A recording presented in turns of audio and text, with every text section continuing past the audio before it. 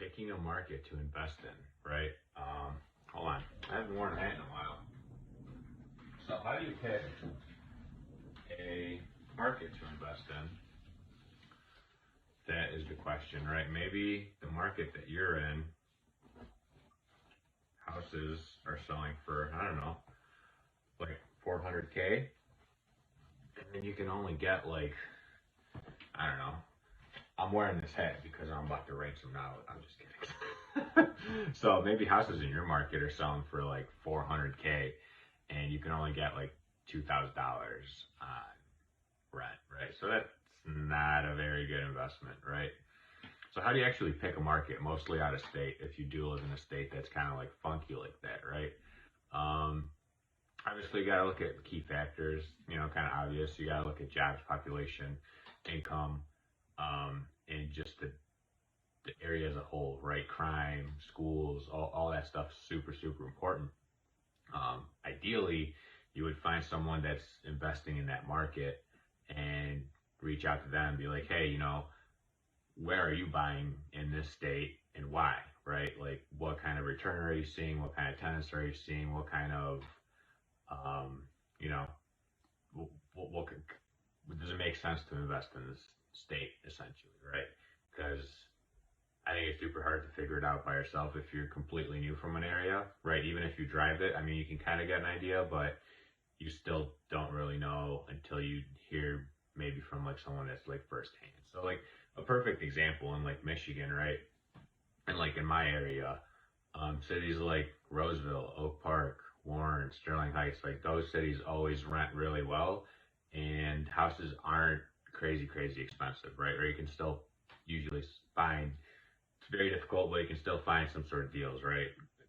Clinton Township, and there's a bunch of cities, and I think those are really great places to rent because I'm sure population, I don't know if it's going up, but at least it's staying solid. Like, it's not, maybe it's fluctuating, but it's not like decreasing or going up. Maybe, I don't know, I haven't looked at it, but jobs in that whole area, there's an insane amount of jobs, for people to work.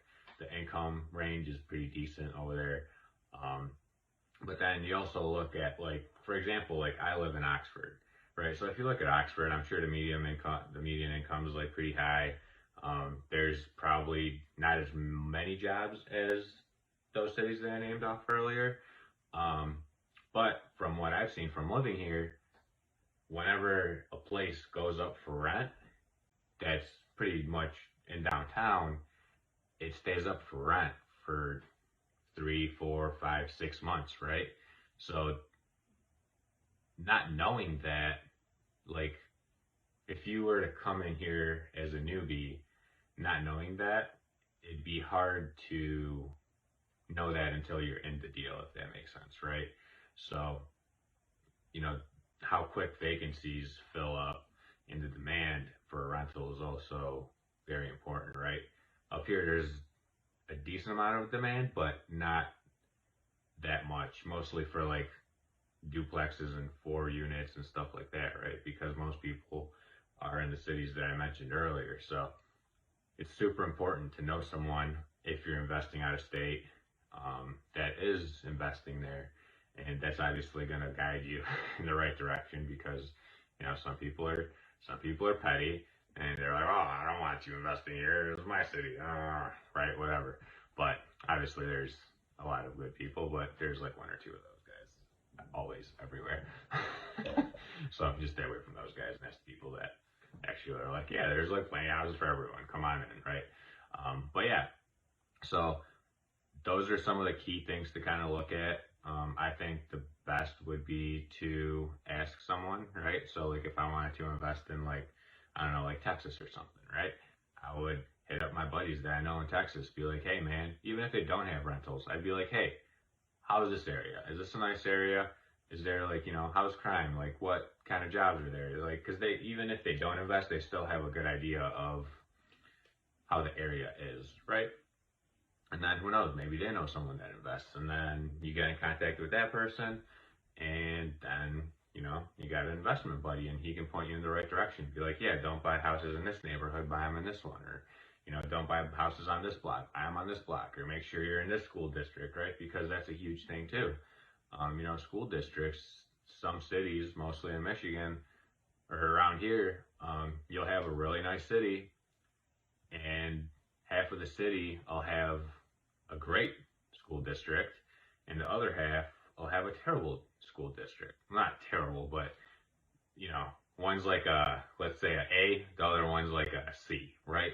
So what happens is the price in those homes is maybe, let's just call it like 50K different, right? So you're new, you don't maybe know any better.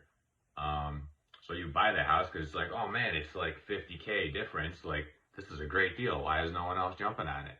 And then you come to find out that, no one's, jumping on that house because it isn't that less desirable school district, right? And maybe you're not going to get as high rent or as high a quality tenant or whatever, right? So it's just super important to really know all that stuff, obviously for your own. And once you figure it out, ask someone that is a player in that market to kind of further guide you to make sure you're not like overlooking something that you might not know because obviously you're not from the area. So hope this video helped with picking a market to invest in, and I'm bringing hats back. It's been a while.